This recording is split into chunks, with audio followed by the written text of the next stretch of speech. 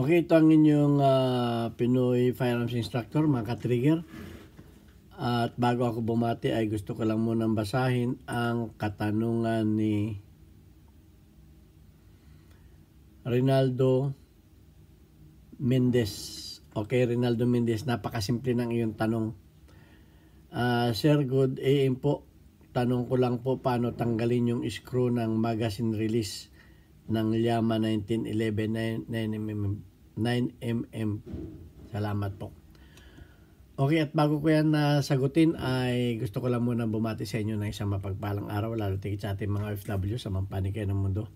Dalangin ko tayo ay nasa mabuting kalagayan, ligtas sa kapahamakan, at ingatan po natin ating mga sarili na huwag tayong magkasakit sapagkat may mga pamilyang umasa sa atin, isa pa walang mag-alaga sa atin. Ayan, at bago ko sagutin yung katanungan ni Mr. Meneses ay Meneses ba o Mendez? Sorry, makalimutin si Lulo.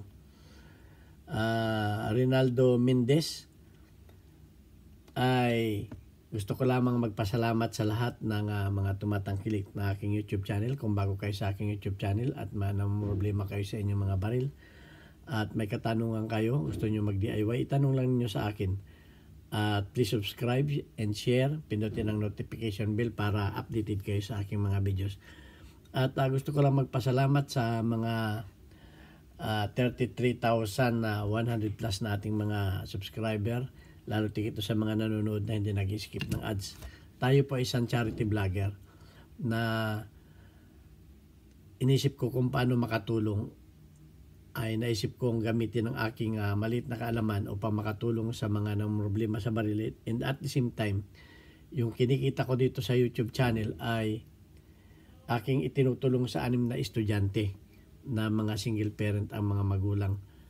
At maraming salamat sa mga hindi nag-skip ng ads sapagkat malaking tulong po yan. Ang kinikita po natin sa YouTube channel ay maliit pa lang. Kumita lang po ako ng 6,000 noong nakaraang buwan. Ang pinapag-aral po natin ay 6. Kada linggo po yung 6 na yun ay tigigisan 1,000. So 6,000 po ang nawawala sa akin sa looban ng isang buwan. Pira pa yung mga biglaang kagamitan. So ako naman po ay sapat ang aking kinikita sa aking pamilya. Sweldo ko dito at ako ay nakapagpatapos ng mga anak kaya gusto kong tumulong. So kaya nga po ako naglagay dito ng GCash number para yung mga gustong tumulong sa ating mga beneficiaries ay welcome po kayo at kayo aking pinasalamatan. Kaya nga po pinasalamatan ko si Alfredo Isidro. Kada vlog ko po ay pinasalamatan ko yung mga tumutulong sa akin sapagkat malaking bagay po kayo sa atin. At gayon din kay Architect Arnel Salvador na nagbigay sa atin ng personal na inabot dahil siya ay naging kaibigan ko dito sa Kuwait. Okay, si Architect Arnel Salvador ay na-imbitahan ko dito sa shooting range. Ayan, at may mabuting loob. So, hindi po tayo tumitingin sa laki ng halaga. Ang importante po tayo nakatulong. Ayan, at umaasa pa rin ako na lalaki yung ating YouTube channel para masapatan yung ating mga estudyante. At doon sa mga gustong tumulong ay maraming salamat sa inyo. Okay, shout out kay Boy Umay dahil natuwa siya doon sa nasagot ko yung problema niya sa extractor. Nag-text siya sa akin, nag-message siya. Next sweldo daw ay magpapadala daw siya sa ating GCash number. Ayan po yung aking anak na tesorera ko. Maraming salamat sa iyo, Boy Umay. At sana yung mga natulungan din natin na solve ng problema ay magbigay din. Okay, thank you very much sa inyo lahat. At ako'y natutuwa, shout out kay meron tayong isang lady mechanic, si Chinchin Gutierrez. Ako'y natutuwa na siya pala ay nanonood sa atin at siya ay natutong sabi niya yung firearms daw nila ay siyang gumagawa. Okay, at natuto rin siya sa akin kaya ako ay masaya na may lady mechanic na natututo rin sa atin. Okay, at maraming magagandang feedback sa atin na natuto sa atin. Kaya yan ang aking adhikain sa buhay na makatulong sa pamagitan ng ating maliit na kaalaman. At sana dumami pa yung ating mga subscriber. Okay, madali lang naman yung katanungan ni Mendez, ni Mr. Rinaldo Mendez.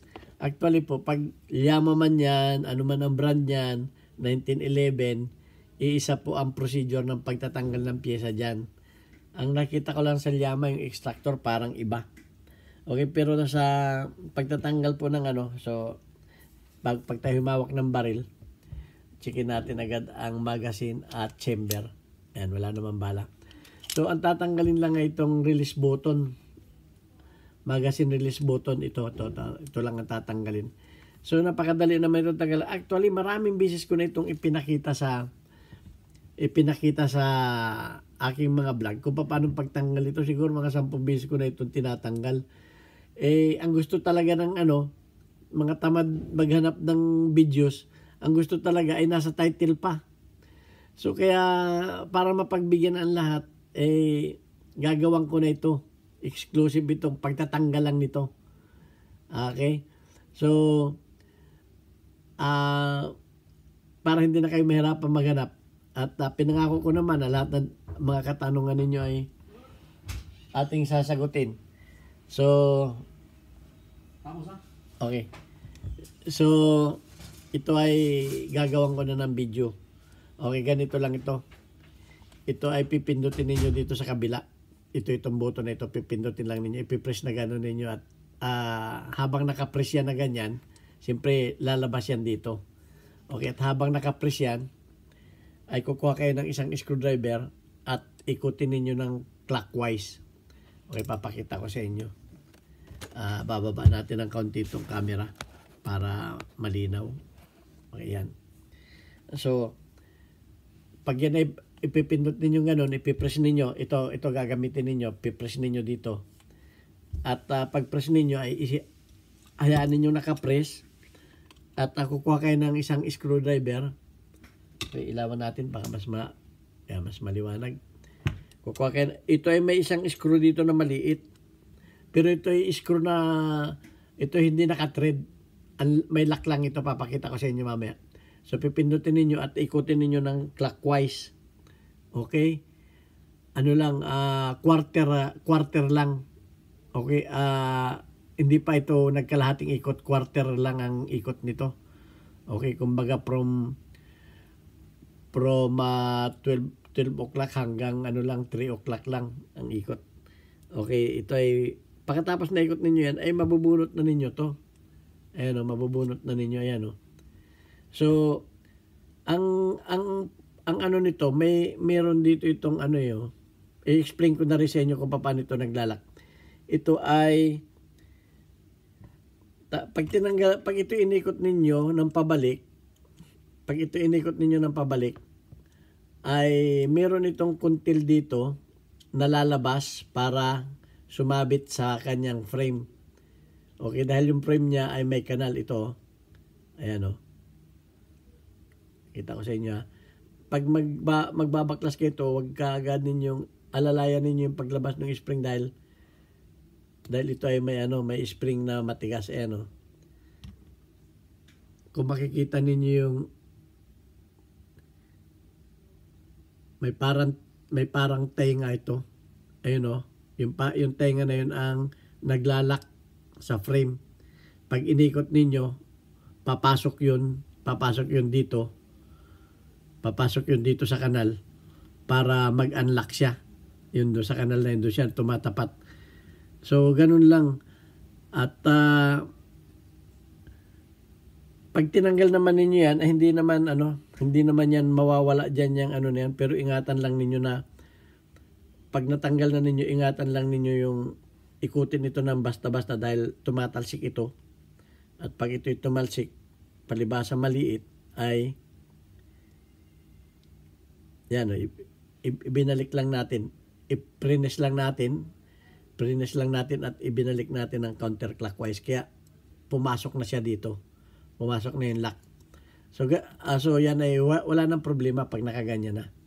So ang pagbabalik niyan ay ganun din. Ibabalik lang ninyong ganun. Babalik lang ninyo sa dating niyang tayo at itutukod uli ninyo yung inyong hinlalaki dito sa kabila. Tutukuran uli ninyo dito sa kabila. Ganyan. At ibabalik lang ninyo yung spring. Mapapansin ninyo na pag binalik ninyo yung spring ay itutulak. Malalaman ninyo na tumama na siya dahil itutulak, mararamdaman ninyo na tinutulak niya itong ating thumb. Itutulak niya ito pag tumama na dun sa kanyang posisyon. So ibabalik lang natin ang counter naman, pababa naman. Hahanapin ninyo yung tapat ng kanal. Okay? Ayun. Pag yun ay lumaban na, yun, nakakabit na siya. Ayun lang. Napakadali naman ng tanong. So sana, kasi kaya ko ginagawa na ng kada isang topic lang. Kasi pag ito hinaluan ko na ibang topic, yung isang topic na yun ay pag may nagtanong hindi hahanapin. So, ito, nakatitle na to. Paano mag-backlash nito. Ayan, ganun lang. At kada isang tanong, isang sagot na lang tayo para hindi naghalo-halo yung ating mga videos. Okay, maraming salamat sa inyo at magtanong lang kayo at ating sasagutin. Ito ang inyong Pinoy Firearms Instructor. Nag-iwan ng God bless us all. Thank you very much.